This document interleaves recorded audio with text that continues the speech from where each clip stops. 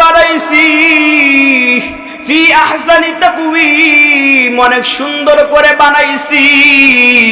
তোমার কাছে হয়তো একজন দেখতে কালো হইতে পারে, বেটে হইতে পারে, লম্বা হইতে পারে, মোটা হইতে পারে, চিকন হইতে পারে, কিন্তু আমি রাব্বে কারিমের দরবারে সবাই সমান। আমি আল্লাহ বড় আদর করে বানাইছি। আল্লাহ সূরাতুল ইনফিতরের মধ্যে আরো সুন্দর করে স্পষ্ট করে বলেন, ফি আইয়ি সূরাতিম মা শাআ রাক্কাবাক। আয়াতের তরজমা বুঝবেন, আল্লাহ বলেন আমি আল্লাহ যেভাবে ইচ্ছা করেছি সেইভাবেই বানাইছি। আমি আল্লাহ আমার ইচ্ছা মতো আমি আমার বান্দাকে তৈরি করেছি। এজন্য কে কালো, কে বেটে, কে লম্বা, কার দাঁত উঁচা বোসকা, এই দিকে তাকানো যাবে না। মনে করতে হবে আমার আল্লাহ ইচ্ছা করেছেন যেমনি তেমনি বানাইছেন, আর অন্য কারো এখানে হাত ছিল না। এই তো কয়েকদিন আগে গত পরশুর কাহিনী মিডিয়ার মধ্যে দেখলাম, নিউজ 1024 এর মধ্যে এটা পাবলিশ করেছে। দেখলাম একজন মা তার সন্তানকে নিয়ে কান্না করছে। জিজ্ঞাসা করা হলো কেন কান্না করো? মা ডাক দিয়া বলে সাংবাদিককে, সাংবাদিক ভাই, এই সন্তানের শরীরের কালারটা, রংটা একেবারে সাদা বিদেশিদের মতো হয়ে গেছে, তাই তার বাবা জান আমাকে তালাক দিছে, ছেড়ে দিয়েছে এই সন্তানের কারণে। এই সন্তানকে মানুষের বাড়িতে কাজ করিয়া করিয়া করিয়া করিয়া এখন লালন পালন করে। মা তো আপন জাতি, মা তো আপন জাতি।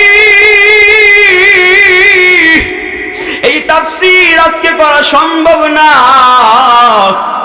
এই সূরাতুল ইনফিতরের তাফসীর দীর্ঘ সময় লাগে রে ভাইয়েরা আমার। অল্প কিছুক্ষণ সময় নিয়েছি, আর মাত্র 20 মিনিট সময় আছে। এই 20টা মিনিট সময় আমরা দিলটাকে নরম করে দেব। এই সূরাতুল ইনফিতরের তাফসীর কোন এক সময় সুযোগ হলে বিস্তারিত আলোচনা হবে ইনশাআল্লাহ। দিলটাকে এখন নরম করে দে। একটু যাদের মা নাই এতিম, আমার নবীও তো ভাই ছিলেন এতিম, আমার নবীও যেমন ছিলেন এতিম। এতিমের গুরুত্ব ফজিলত অনেক বড়। ও আমার আব্বা জানেরা, ও আমার পর্দার অন্তরের আম্মারা, একটুখানি আমরা দিলটাকে নরম করে দেই, একটুখানি কল্পনা করি অন্ধকার কবরের জগৎকে স্মরণ করে নেই। অন্ধকার কবরের জগৎ এমন ভয়ঙ্কর। আজকে যখন আপনাদের এই ভেলা বাড়িতে আসছিলাম, ভেলা বাড়িতে আসবার সময় যেই গাড়িতে আসছিলাম, গাড়ির বাম সাইডে দেখলাম একটা কেন্দ্রীয় কবরস্থান, অনেক বড় কবরস্থান। রাত হয়ে গেছে, মাত্র 8টা-9টা বাজে।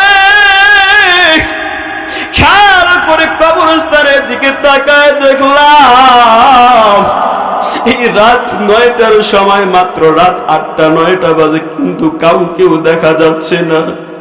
অন্ধকার কবর ঘর নিরিবিলি। কার জানি বাবা চিৎকার মেরে কলিজার টুকরো সন্তানকে আব্বু আব্বু বলে অন্ধকার কবর থেকে কান্না করেছে। কার জানি আম্মা জান জনম দুপুনি গর্ভধারিণী মা অন্ধকার কবরে শুয়ে অসহায়ের মতো তাকিয়ে তাকিয়ে কান্না করেছে। ও এতিম সন্তান, ও এতিম পর্দার অন্তরের আম্মারা,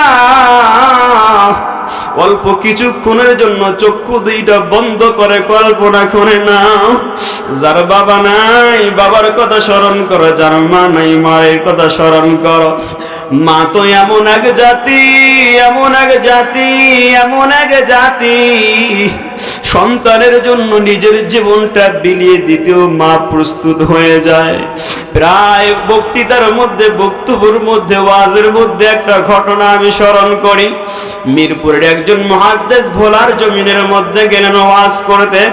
ওয়াজ করবার পরের দিন সকালবেলা দেখা যায় একজন ছাত্র কান্না করে, টুকরে টুকরে কান্না করে, আম্মু আম্মু আম্মু আম্মু আম্মু আম্মু মা মা মা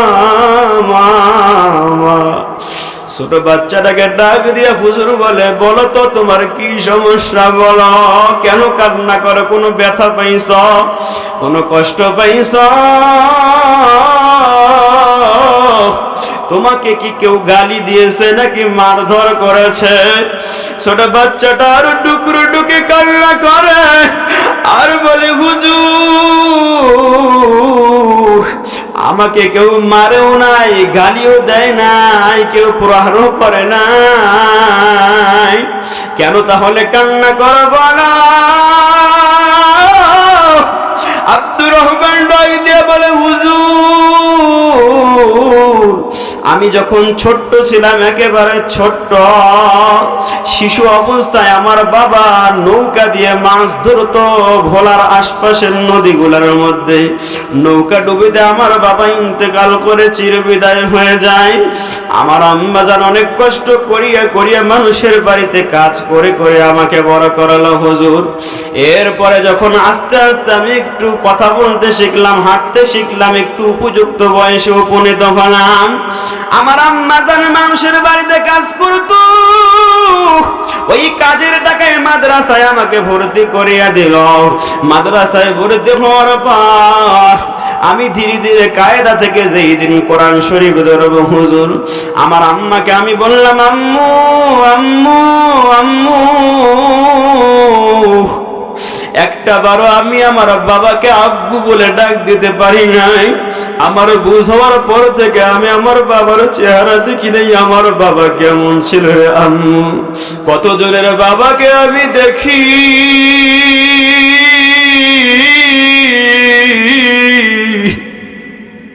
তারা আদরের কলিজার টুকরা সন্তানের জন্য ফল মূল নিয়ে পলিথিনের প্যাকেটে করে মাদ্রাসায় নিয়ে আসে।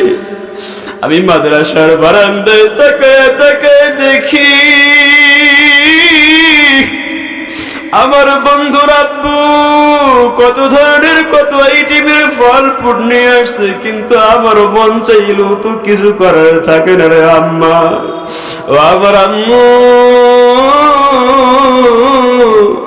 আব্বুকে হয়তো দেখতে পারি নাই রে আম্মু, কিন্তু আম্মু আমার তো মনে অনেক আশা জাগে, অনেক ইচ্ছা জাগে, আমার তো অনেক ইচ্ছা হয়, কারো কাছে বলতে পারি না। কিন্তু তুমি যেই পরিমাণ কষ্ট করে মানুষের বাড়িতে কাজ করে সারাদিন পরিশ্রম করে রাতের বেলা দুমুঠো খাবার তুলে দাও, আম্মু তোমার এই কষ্টের দিকে তাকায় তোমাকেও তো কিছু বলবার সাহস পাই না রে আম্মু। ও আম্মু, তবে আমার একটা বড় ইচ্ছা ছিল, যেই দিন আমি কোরআন শরীফ ধরবো, কোরআন শরীফের যেই দিন সবকটা উদ্বোধন হবে, আমার বন্ধুরা আমাকে বলছে, দোস্ত যেই দিন কোরআন শরীফের উদ্বোধন হবে আমাদেরকে কি তুই কিছুই খাওয়াবি না? আমাদেরকে কি তুই মিষ্টি মুখ করবি না? ও আম্মু পারবানি পারবানি,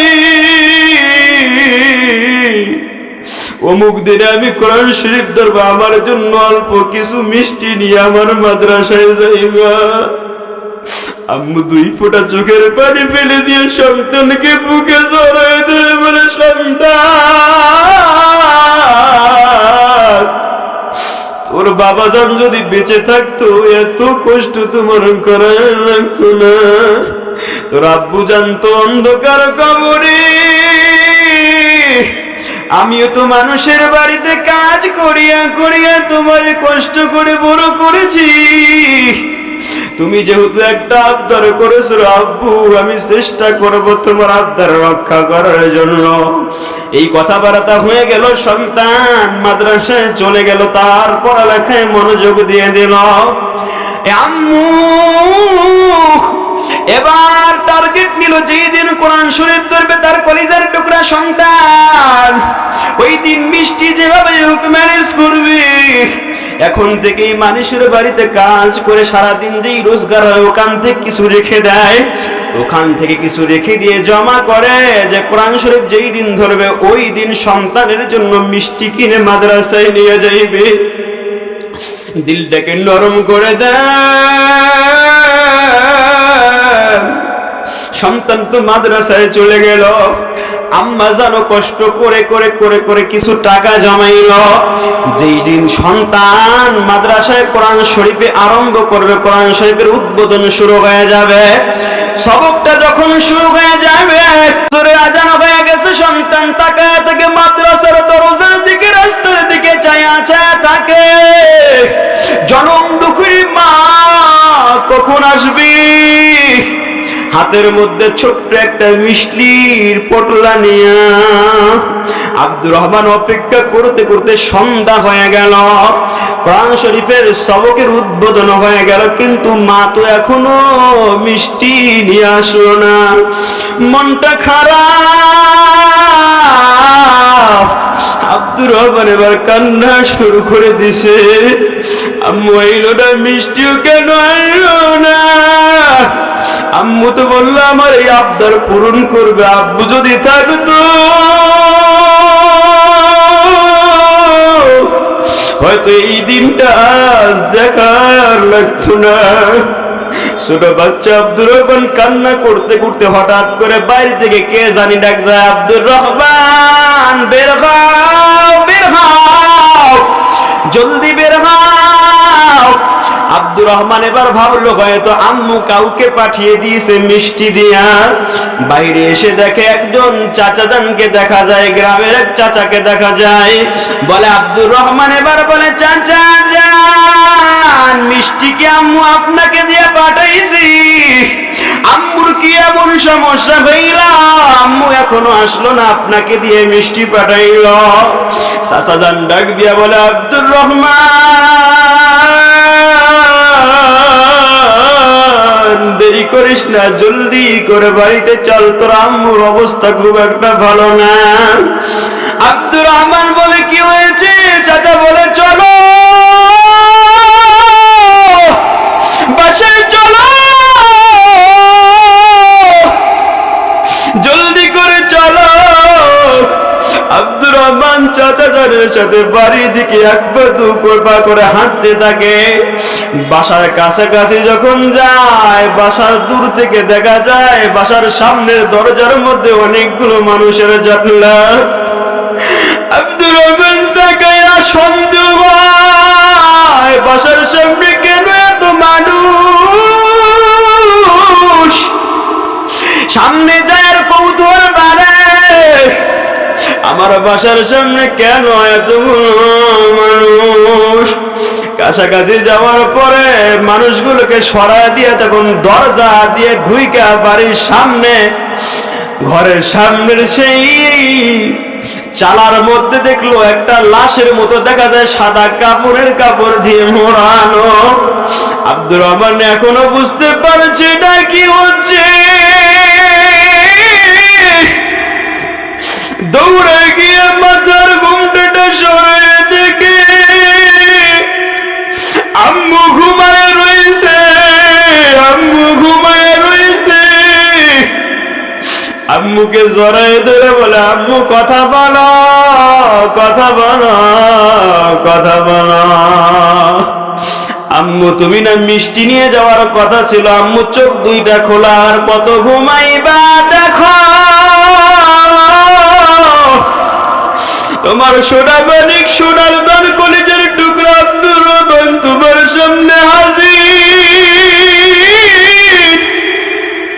ও আম্মু তুমি কত কষ্ট করে মানুষের বাড়িতে কাজ করে করে আমাকে বড় করেছো আম্মু, আমার তো ইচ্ছা আমি ইনকাম করে তোমার মুখে 2 ফুট 2 লোকমা খানা তুলে দেবো আম্মু। ও আম্মু কথা বলো, কথা বলো, কথা বলো।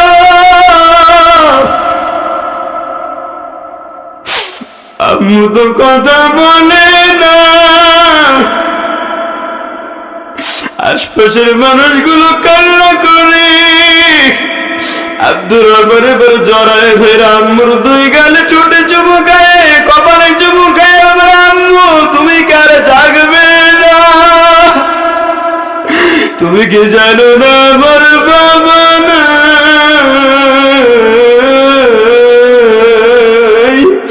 আম্মু আমি না জন্মের পরে বুঝার পরে আব্বুকে আব্বু বলে ডাক দিতে পারি না, তোমাকে আম্মু বলে ডাক দিতাম। আর আম্মু বলে আম্মু ডাকের মধ্যে বাবাকে খুঁজে পাইতাম। এবার আব্দুর রহমান বলে হুজুর, আমার এই মায়ের অবস্থা দেখে আশপাশের মানুষগুলোকে কান্নার স্বরে জিজ্ঞাসা করলাম, আমার মায়ের কি হয়েছে, বলো বলো বলো বলো। আশপাশের মানুষগুলা বলে, আব্দুর রহমান, তোমার মা তো ঠিকই অনেক কষ্ট করে মানুষের বাড়িতে কাজ করে টাকা জমা করেছিল। ওই টাকা দিয়ে যখন নাকি মিষ্টি কিনে রাস্তা পার হইতে যাইবি,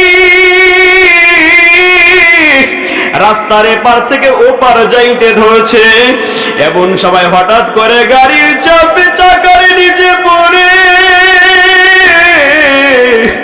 তোমার মায়ের শরীর থেকে রক্ত ঝরা শুরু হয়ে গেল রে আব্দুর রহমান। মিষ্টি গুলা এদিক সেদিক ছড়িয়ে ছিটিয়ে পড়ল, তোমার মা আর মিষ্টি নিয়ে তোমার পর্যন্ত পৌঁছাইতে পারল না। আব্দুর রহমান ডাক দিয়ে বলে, হুজুর, এখনো যখন আমি বাড়িতে যাই, আমার আব্বু আম্মুর কবরের সামনে দাঁড়ায় সূরা ইয়াসিন না পড়া পর্যন্ত, দুই হাত তুলে চোখের পানি না ফেলানো পর্যন্ত মাদ্রাসায় আসি না রে হুজুর।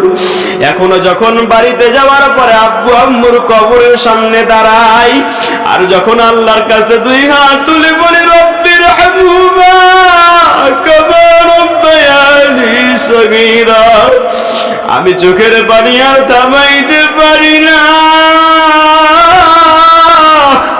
আমার গাল বেয়ে বুক ভিজে যায়, আমি আমার মাকে কেমন জানি সামনে দেখতে পাই, আমার বাবাকে সামনে দেখতে পাই। ও তোরা বাড়ি মুসলমান ভাড়া বাড়ির ভাই বাস, ওই অন্ধকার কবরে আমি আপনিও যাব, কি নিয়ে যাব, কি পাঠাইছি অন্ধকার কবরের জন্য? আমার সন্তানকে কোরআনের শিক্ষায় শিক্ষিত বানাইতে পারলাম কি পারলাম না, একবার কি অন্তরকে জিগাইছি? অন্ধকার কবরতে এমন ঘর এমন ঘর এমন ঘর এমন ঘর, ওই অন্ধকার কবরে যাবার পরে চিৎকার মেরে আপনি আপনার সন্তানকে ডাকবেন, আপনার সন্তান সাক্ষাৎ করবে না, আপনার সন্তান সাড়া দিবে না, আপনার ভাইও সাড়া দিবে না, আপনার বন্ধু সাড়া দিবে না, আপনার আম্মু সাড়া দিবে না, আপনার আব্বু সাড়া দিবে না। আজকে বাড়িতে যাওয়ার পরে অনেকে দেখবেন বাড়িতে মা নাই, মায়ের কাপড়গুলো ময়লা জমে পড়ে আছে, বাবা নাই, বাবার জুতাগুলো ঘরের এক কোণে ময়লা জমে পড়ে রয়েছে। বাবা তো অন্ধকার কবরে শুয়ে বারবার আপনাকে ডাকছে, সন্তান তোর কি একটু আমার কথা স্মরণ হয় না রে আব্বু? তোরে কতবার আমি কাঁধের মধ্যে নিয়ে, কতবার দোকান পারে নিয়েছি, হাট বাজারে নিয়েছি, খেত খামারে নিয়েছি রে সন্তান, আজকে অন্ধকার কবরে আমি তোমার ডাকি,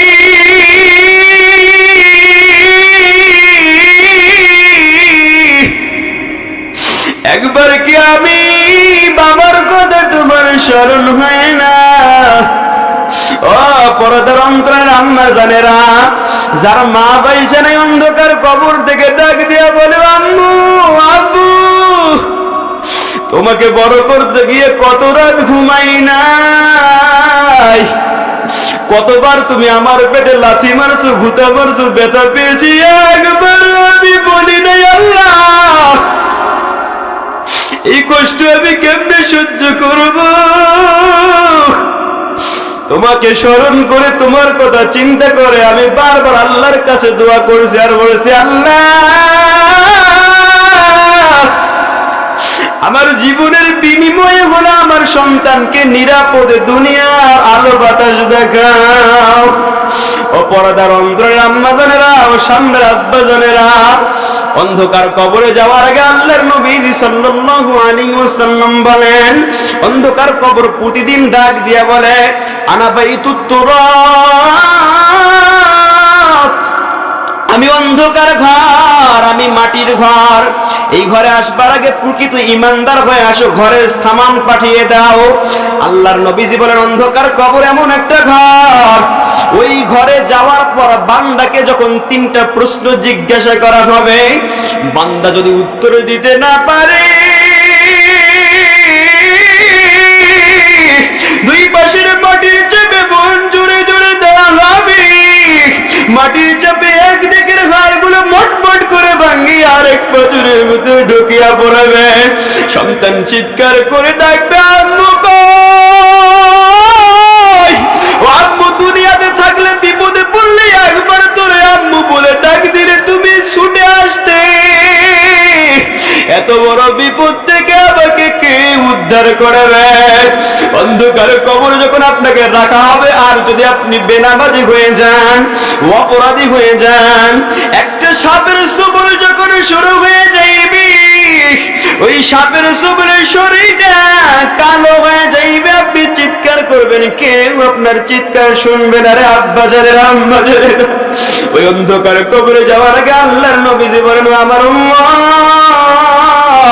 এই অন্ধকার কবরে আসার আগে অন্ধকার কবরের সামান আগে পাঠিয়ে দাও। অন্ধকার কবরের সামান না পাঠানো পর্যন্ত অন্ধকার কবরে আসিও না। এজন্য সকলে এই অন্ধকার কবরে যাওয়ার আগে আল্লাহর কাছে তওবা করে নেই। আল্লাহকে বলে, আল্লাহ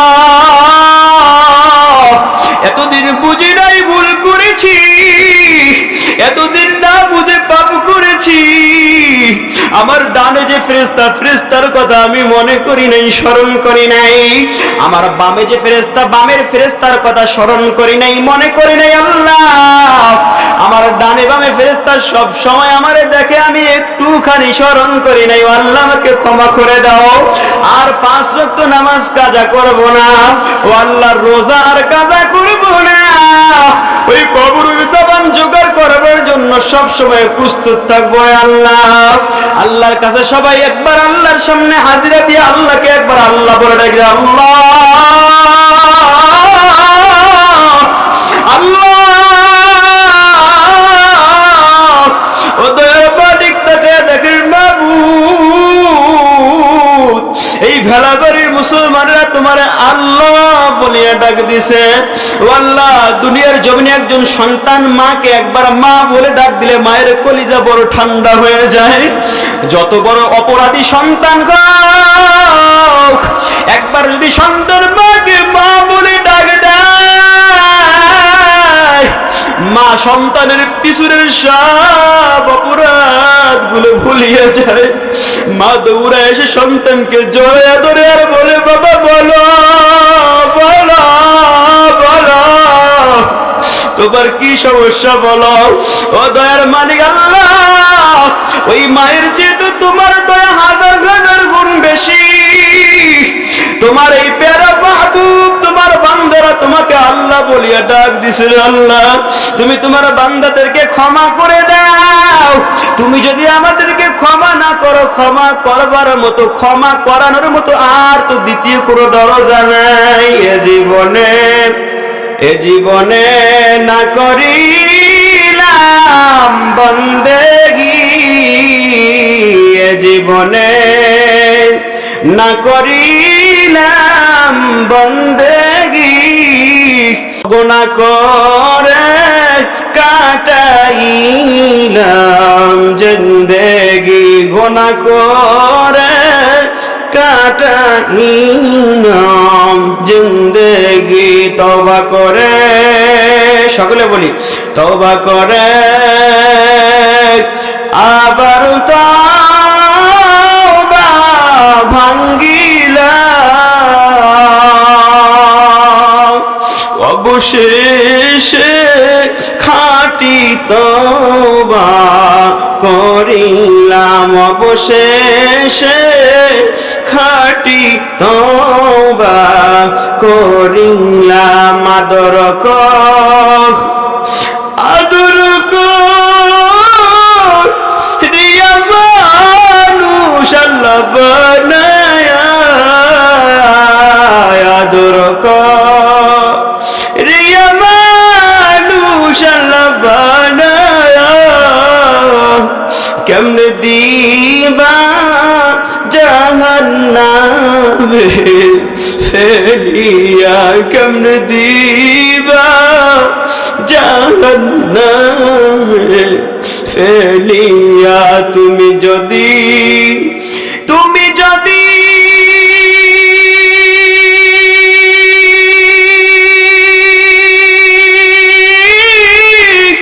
মাফ না করো আল্লাহ বান্দারে তুমি যদি মাফ না করো আল্লাহ বান্দারে তুমি বিনা বলো বান্দা যাবে কার কাছে তুমি বিনা বলো বান্দা যাবে কার কাছে লা ইলাহা ইল্লাল্লাহ লা ইলাহা ইল্লাল্লাহ। সকলে চক্ষু দুইটা বন্ধ করে দেই, চক্ষু দুইটা বন্ধ করে দেই, সকলেই চক্ষু দুইটা অল্প কিছুক্ষণের জন্য আমরা বন্ধ করে দেব, মুরাকাবা করে নেব, একটুখানি চিন্তা করে নেব, উপলব্ধি করে নেব। দোয়ার আগে একটু মনটাকে নরম করে দিয়ে চক্ষু দুইটা সকলেই অল্প কিছুক্ষণের জন্য বন্ধ করে দেই। ভাই সাউন্ডটা একটু বাড়ায় দাও, পর্দার অন্তরায়রা আম্মাজানেরা আপনারা একটু চক্ষু দুইটা বন্ধ করিয়ে দেন। এই যে চক্ষু দুইটা বন্ধ করে দিলেন, কে পিছনে কে সামনে, কে ডানে কে বামে, কে বক্তা সাহেব কে শ্রোতা সাহেব, কে সভাপতি কে অতিথি, কাউকেও দেখা যায় না, কাউকেও দেখা যায় না, কাউকেও দেখা যায় না। তবে কিছুক্ষণ পরে চক্ষু দুইটা খুললে আবারও সবাইকে দেখতে পারবো। কিন্তু এমন একটা দিন আসবে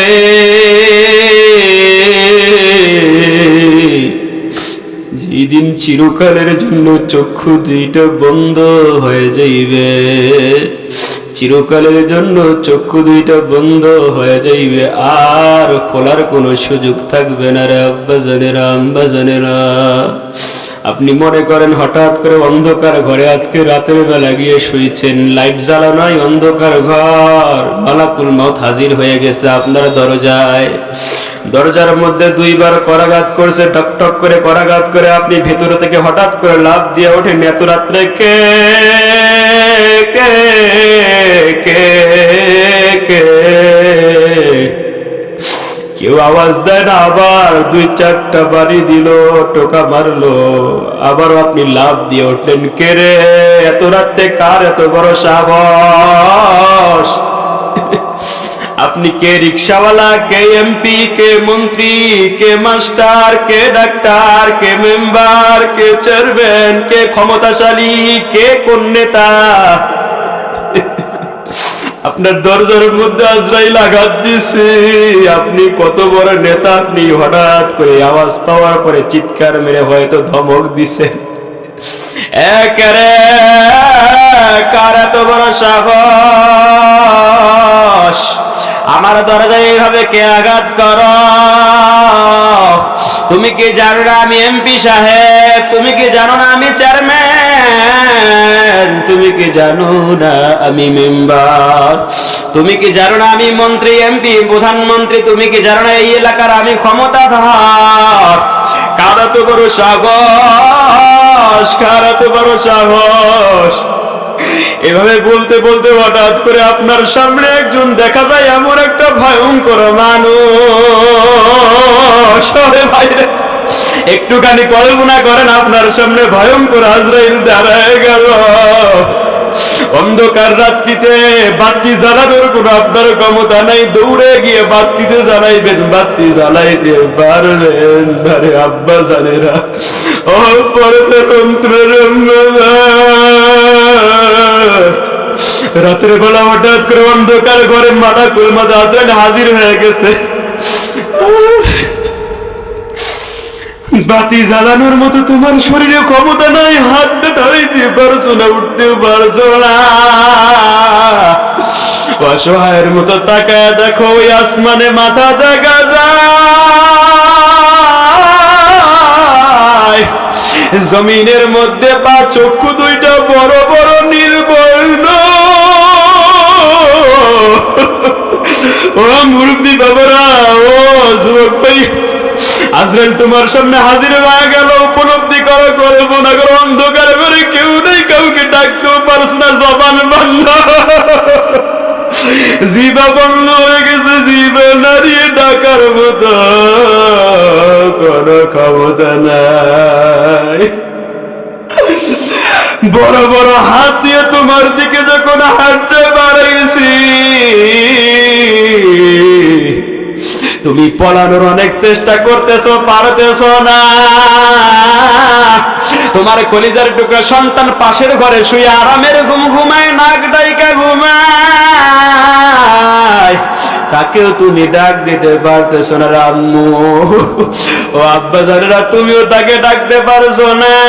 একটু কল্পনা করে, এবার আজরাইল তার লম্বা দুইটা গাছ দিয়ে তোমার রূহটাকে যখন বের করতে যায়, তোমার রূহটা একবার মাথার দিকে দৌড়ায়, একবার পায়ের মাথার দিকে দৌড়ায়, একবার হাতের মাথার দিকে দৌড়ায়, একবার বুকের দিকে দৌড়ায়। তোমার রূহটা বাঁচবার জন্য এদিক সেদিক দৌড়ায় দৌড়ায়।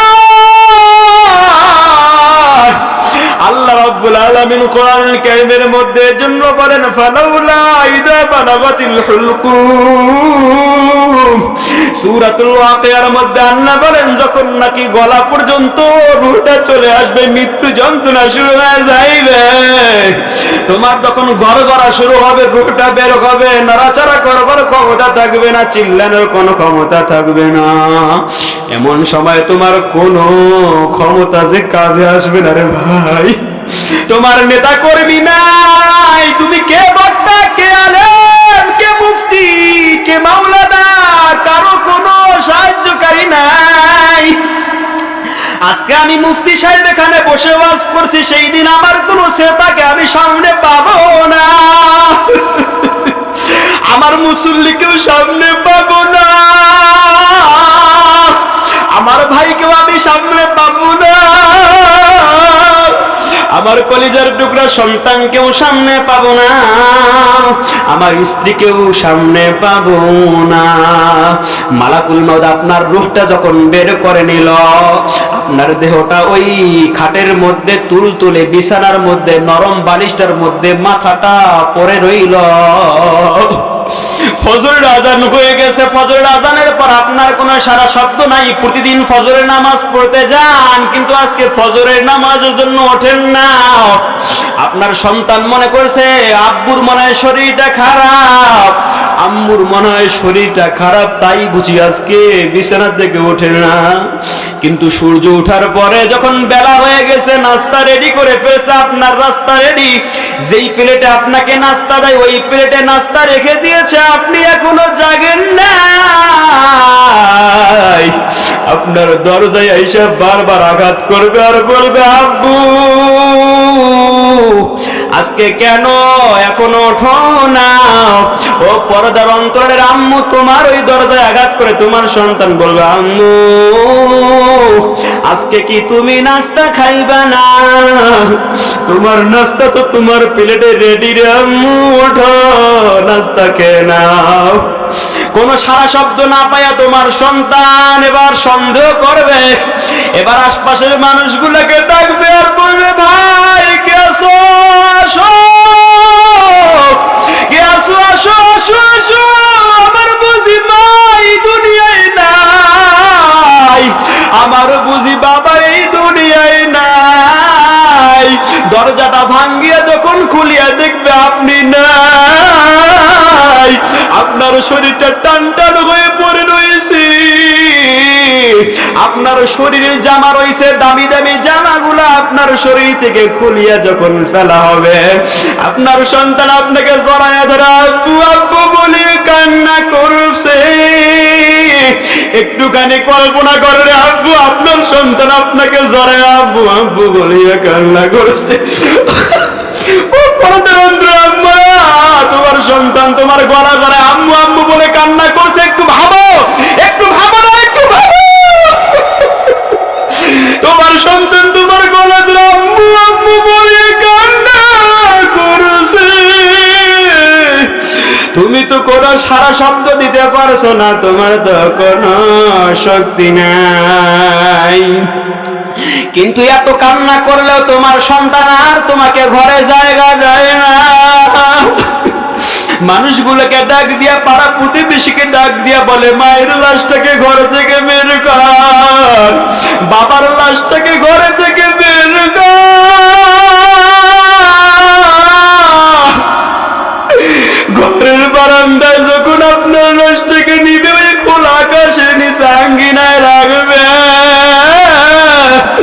আপনি তাকায় অসহায়ের মতো ঘরের দিকে ছায়া ছায়া থাকবেন আর বলবেন, সন্তান এই ঘর কত কষ্ট করে আমি বানাইলাম, মাথার ঘাম পায়ে ফেলে এই ঘরটা বানাইলাম, কত রাত্রে আমি খাই নাই রে আব্বু, কতদিন আমি না খায়া কাজ করে করে এই ঘর বানাইছি, জমি কিনেছি রে আব্বু।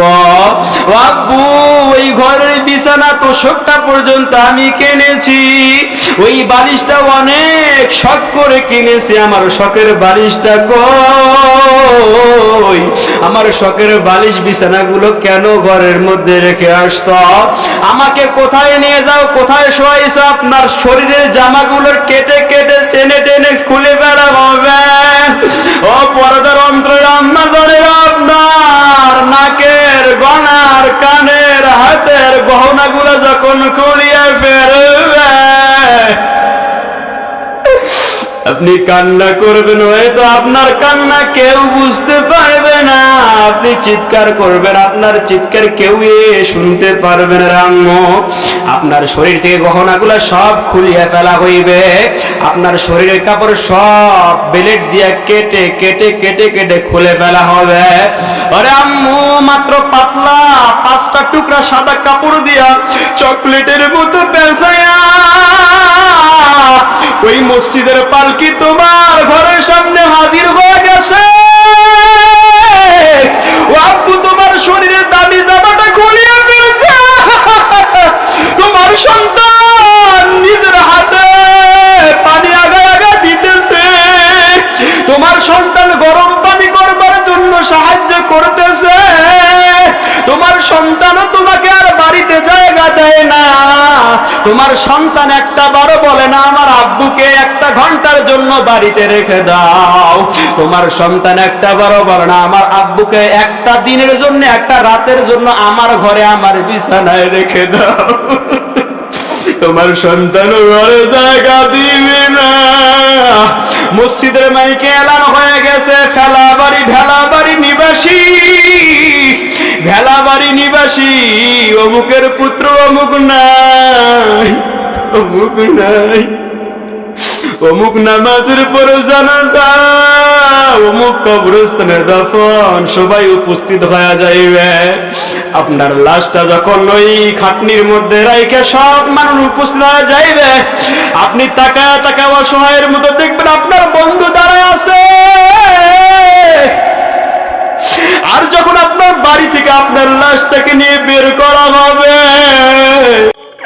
ওই খাটটা যখন 4 জন মানুষ কান্দে করে নিয়ে যাইবে, শেষ বিদায়ের পালকি থেকে তাকায় তাকায় বাড়ির দিকে চায়া চায়া হয়তো চিৎকার করবেন আর বলবেন, ও সন্তান এই বাড়ি আমি কার জন্য বানাইলাম? এই বাড়ি তো আমি তোর জন্য বানাইছি, আমারে কেন এই বাড়ি থেকে বের করে দাও? কোথায় নিয়ে যাও, কোথায় নিয়ে যাও? জানাজা শেষে আপনার সন্তান সে আপনার লাশকে গোরস্থানে নিয়ে নিছে, আপনার কবরের সামনে এবার নিজেকে উপস্থিত করো ভাই। ও আম্মা জান, আপনার কবরের সামনে এবার কল্পনা করো, আপনার কবর তো যেই জায়গায় ওটা তো বরাদ্দ আছে, আপনার কবরের সামনে আপনাকে হাজির করা হয়েছে, আপনি ওই অন্ধকার কবরের সামনে আপনার পালকিটাকে ওখানে বসানো হয়েছে, ওই পালকিতে আপনি টানটান হয়ে শুয়ে আছেন, খাটটা ওপর আপনার লাশটা পড়ে আছে, এবার কবরে নামানো হবে আপনাকে, এবার আপনার কবরের সামনে আপনি শুয়ে আছেন, কল্পনা করেন আপনার কবরের সামনে শুয়ে আছে, 2 জন মানুষ লাফ দিয়ে আপনার কবরের সামনে নামলো, নেমে আপনার লাশটাকে কোলে করে কবরে রাখছে। এইবার আপনি তাকায় দেখতেছেন আপনার সন্তান উপর থেকে দাঁড়িয়ে দাঁড়িয়ে কান্না করেছে, আব্বু আব্বু বলে, আম্মু আম্মু বলে কান্না করতেছে। আপনি মনে করতেছেন আপনার সন্তান বুঝে আপনার কবরের পাহারা দিবে, আপনি মনে করতেছেন যেই 2 জন মানুষ আপনার কবরে নামছে তারা বুঝে আপনার কবরের সঙ্গী হবে, কিন্তু না,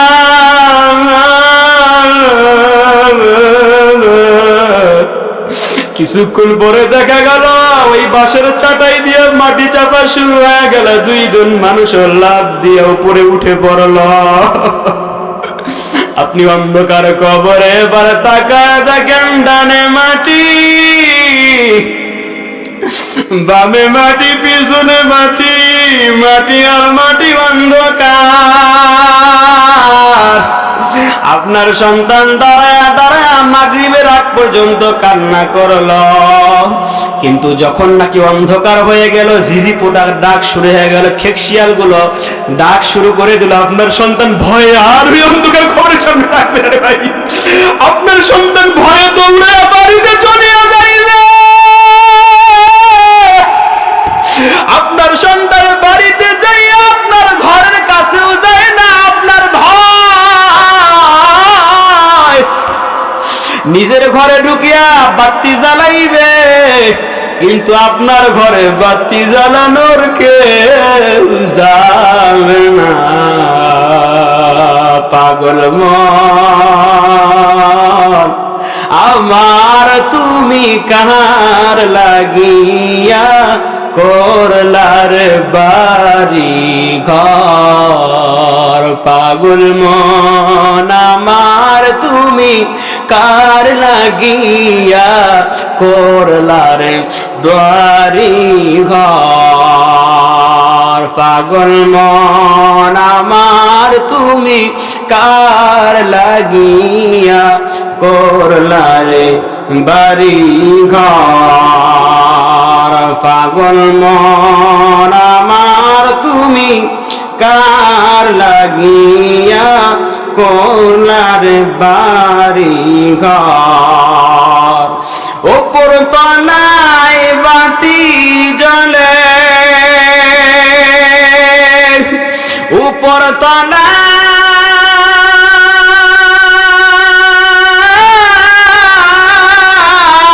বাতি জ্বলে, নিচতলাতে অন্ধকার। পাগল মন আমার তুমি কার লাগিয়া করলার বাড়ি ঘর। দুনিয়ার এই রং তামাশা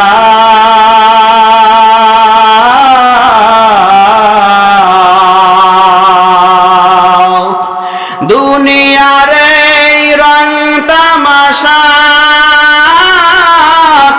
আরো যত স্বপ্ন আশা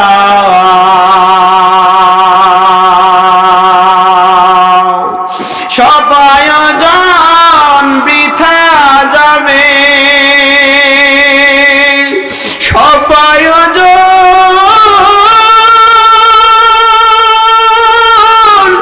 বৃথা যাবে। শেষ ঠিকানা মাটির ঘর, তুমি কার লাগিয়া করলার বাড়ি ঘর। তুমি কার লাগিয়া করলার বাড়ি ঘর।